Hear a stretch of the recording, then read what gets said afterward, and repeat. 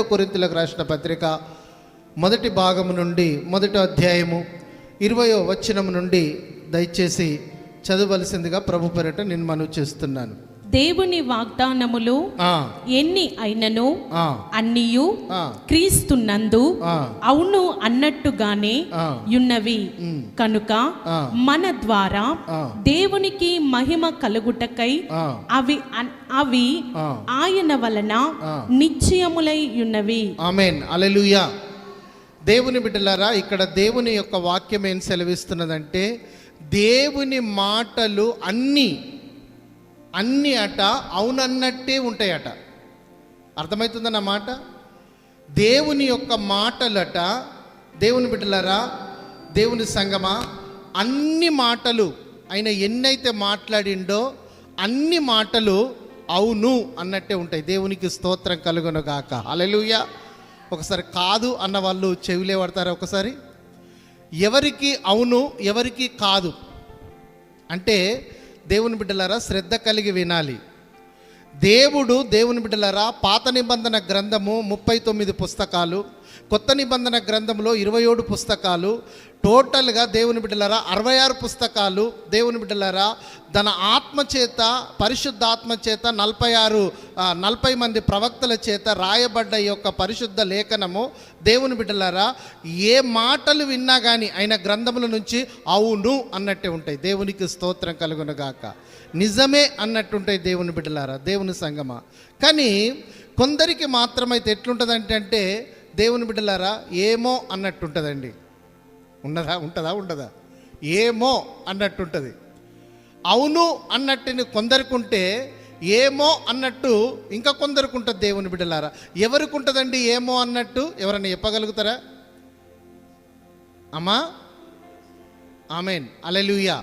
దేవుని బిడ్డలారా, దేవుని సంగమా, దేవుని బిడ్డలారా, ఎప్పుడైతే దేవుని బిడ్డలారా మనము దేవుని యందు ఒక బలమైన విశ్వాసం అనేది మనలో ఉంటే, అయ్యా దేవుడు మాట ఏది మాట్లాడినా కానీ అది నిజమైనది, సత్యమైనది అంటనని మనము దేవుని మాటని మనము నమ్మి విశ్వాసము కలిగి ఉంటే దేవుని బిడ్డలారా ప్రతి మాట మన జీవితంలో నిజమే అన్నట్టుగా స్థిరపడుతుందండి. ఒకసారి గట్టిగా స్తోత్రం చెప్పుదాం.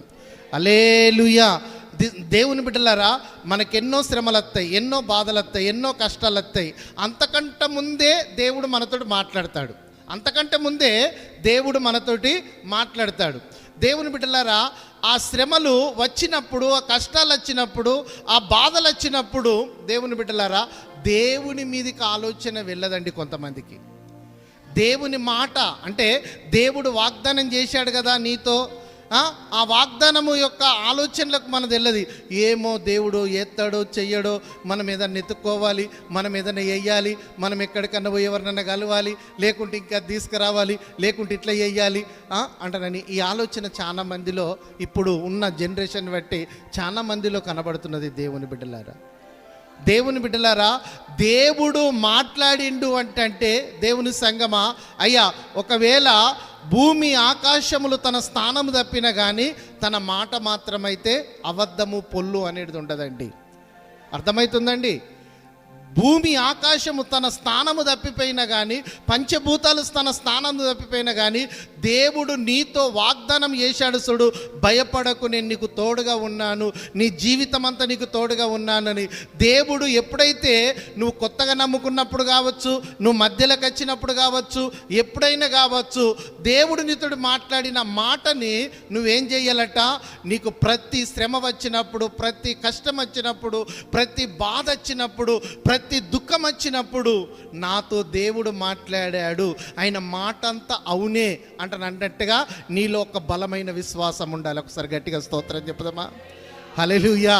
అట్లా ఎప్పుడైతే బలమైన విశ్వాసం అనేది నీలో ఉంటుందో దేవుని బిడ్డలారా నువ్వు ఎంత దూరమైన ప్రయాణం చేయగలుగుతావు, ఎంత బలమైన ఒక ఆత్మని నువ్వు పొందుకుంటావు. దేవుని బిడ్డలారా ఏమో అంటే దేవుని వాక్యముని, దేవుని మాటలని ఏమో అన్నట్టుగా ఉంటే దేవుని బిడ్డలారా ప్రతి దినము నీ జీవితంలో కలవరమే. దేవుని బిడ్డలారా ప్రతి దినము నీ జీవితంలో అశాంతే. అయ్యా ప్రతి దినము నీ జీవితంలో ఒక భయంకరమైన ఒక వాతావరణం ఉంటుంది దేవుని బిడ్డలారా. దేవుడు మాట్లాడాడు కానీ ఆయన ఎప్పుడు నెరవేరుస్తాడో, ఆయన ఎప్పుడు చేస్తాడో ఏమో అంటారంటే దేవుని బిడ్డలారా నీ జీవితంలో ప్రశాంతత అనేది ఉండదండి. ఆమేన్, హల్లెలూయా. దేవుడు ఒక్కసారి మాట ఇచ్చిండు అంటే దేవుని బిడ్డలారా, దేవుని సంగమా, అయ్యా అది ఏమైనా కానీ ఆ మాటని దేవుడు తన నిర్ణయ కాలములో, మన నిర్ణయ కాలం కాదు, అర్థమవుతుందండి?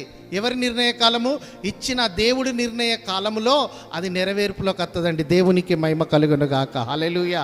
దేవుని బిడ్డలారా, మనము దేవుని మాట వింటున్నప్పుడు అవును ఇది నా కోసమే మాట్లాడుతున్నాడు, ఇది నా జీవితంతోటే మాట్లాడుతున్నాడు, నిజంగా ఇంత గొప్పగా మాట్లాడుతున్నాడు అంటే నీలో ఒక ఎనలేని ఆనందము ఎంతో సంతోషం ఎప్పుడు వస్తుందంటే నువ్వు పరిపూర్ణంగా దేవుని మీద ఆనుకున్నప్పుడు, దేవునిలో నమ్మకంగా విశ్వాసంగా ఉన్నప్పుడు. దేవుని బిడ్డలారా, ఈ భూ సంబంధమైన పరసంబంధమైన ఎన్ని ఇబ్బందులు వచ్చినా, ఎన్ని కష్టాలు వచ్చినా, ఎంతమంది ఎన్ని రకాలుగా నిన్ను టార్చర్ పెట్టినా, దేవుని బిడ్డలారా నాతో వాగ్దానం చేసిన దేవుడు నమ్మదగిన వాడు. దేవునికి మహిమ కలుగును గాక.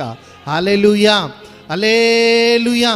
దేవుని బిడ్డలారా, దేవుని సంగమా, మనం ఎప్పుడు దేవుని మాటలు మనం వింటున్న మనము సమస్తము ఎన్నో వాగ్దానాలు దేవుడు నీతో మాట్లాడాడు. ఆయన మాటలన్నీ వాగ్దానాలేనండి. దేవునికి స్తోత్రం కలుగునుగాక. ఆయన మాట్లాడే ప్రతి మాట వాగ్దానమే. దేవునికి స్తోత్రం కలుగునుగాక. ఇప్పుడు ప్రారంభ దిశలో ఏమన్నాడండి? సృష్టి కలగని చేసినప్పుడు భూమి కలుగునుగాక అంటనన్నాడు, అదొక వాగ్దానమే. దేవునికి స్తోత్రం. ఆకాశము కలుగునుగాక అంటనన్నాడు, ఆకాశము కలిగేది. మరి పెద్ద జ్యోతి కలుగునుగాక అంటున్నాడు, సూర్యుడు కలిగాడు, అది వాగ్దానమే. దేవుని బిడ్డలారా, దేవుడు చేసిన వాగ్దానాన్ని బట్టి ఈ భూమి మీద సమస్తము దాని యొక్క పని ప్రకారముగా దేవుడిచ్చిన వాగ్దానాన్ని బట్టి పని చేస్తూనే ఉన్నాయి. దేవునికి మహిమ కలుగును గాక. కానీ ఈరోజు మాత్రమైతే ఎన్నో విషయాలు 66 పుస్తకాల నుండి దేవుని బిడ్డలారా, నువ్వు మందిరానికి వస్తున్న దేవుని మాటలు వింటున్న నీవు, దేవుడు ఎన్నో విషయాలు నీతోటి మాట్లాడాడు. అయినా కానీ నీలో భయము, అయినా నీలో పిరికితనము, అయినా నీలో అల్ప విశ్వాసము, అయినా నీలో అవిశ్వాసము ఎందుకోసం వస్తున్నది అంటే ఇవన్నిటికీ కారణం తెలుసా అండి? నీవు దేవునిలో ఉండలేక, నువ్వు క్రీస్తుతో ఉండలేక, క్రీస్తు ఆత్మని నువ్వు ధరించుకోలేక ఏమో అనే ఒక ఆలోచన నీకు వస్తున్నది. దేవునికి మహిమ కలుగును గాక. ప్రేమైన సహోదరుడా, ప్రేమైన సహోదరి, దేవుని బిడ్డలారా, ఆయనలో నువ్వు ఉంటే, దేవుని బిడ్డలారా, ఆయన మాట్లాడే ప్రతి మాట అవును అంటనన్నట్టుగా మనలో స్థిరపడుతుందండి. ఒకసారి గట్టిగా స్తోత్రం చెప్పుదామా? ఇంకా గట్టిగా స్తోత్రం చెప్పుదామా? ఆయనలో ఉంటే ఆయన మాట్లాడే ప్రతి మాట అవును అంటన్నట్టుంటుందండి. దేవునికి మహిమ కలుగును గాక.